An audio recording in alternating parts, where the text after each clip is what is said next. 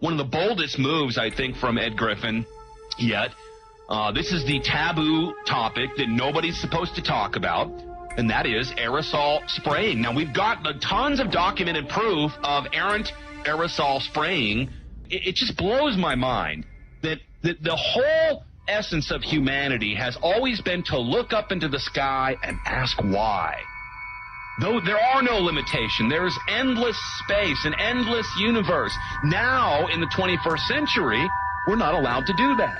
Anyone who looks up and sees the giant grids and the X's in the sky that weren't part of our existence until just a decade or two ago is somehow called a kook. And the people that are the best and biggest proponents for the revolution and for liberty, they don't want you to talk about it because you could discredit them. It seems to be an industry that's being built up to milk the taxpayers by undergoing some kind of a giant global spraying program to make all kinds of money on the project.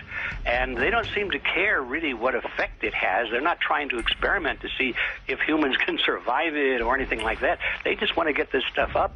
And then we discover, as we're going further down the line, that there are companies generating genetically modified organisms, seeds, modified seed crops they're being engineered to resist the aluminum in the soil. And a lot of crops won't grow in that. And so now, after they've messed up the soil, all the farmers were going to have to go back and buy seeds that have been genetically engineered to resist the aluminum that have been put into the soil. And all of a sudden, mankind is completely dependent upon these companies like Monsanto and other giant agricultural firms. You can't even grow natural seeds anymore. And we're looking at that. It's a shocking thing. I hope we don't find that that's true.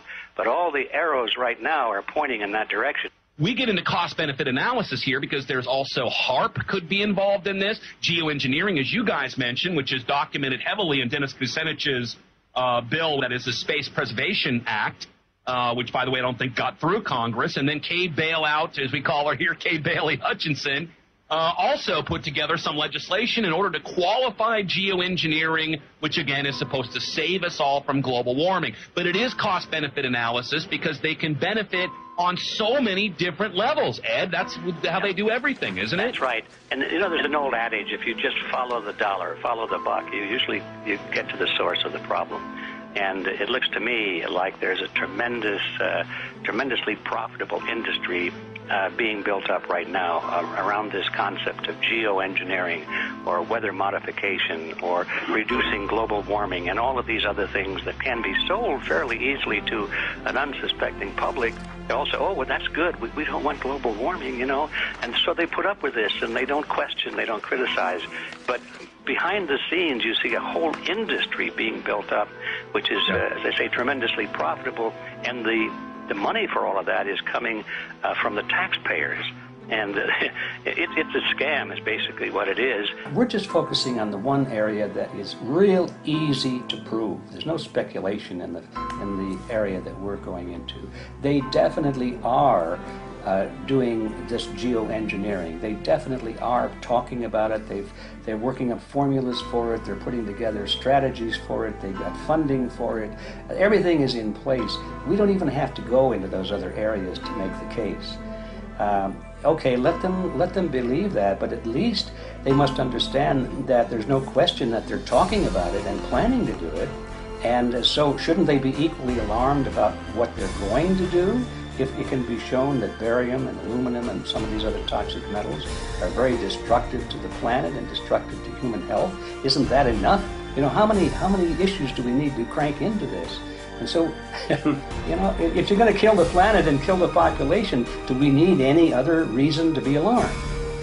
What in the world are they spraying? Thank God people are asking this question. That's all we want. We just want to be able to ask these questions. Our good friend G. Edward Griffin, all these years, Mike Murphy and Paul Wittenberg are doing this great effort with your help. This is a community effort to get people real information. What in the world are they spraying? Any final quick comments before we're out of time? And my only final thought is that we asked the question, what in the world are they spraying? And we now know what it is. And folks, you're not going to like it.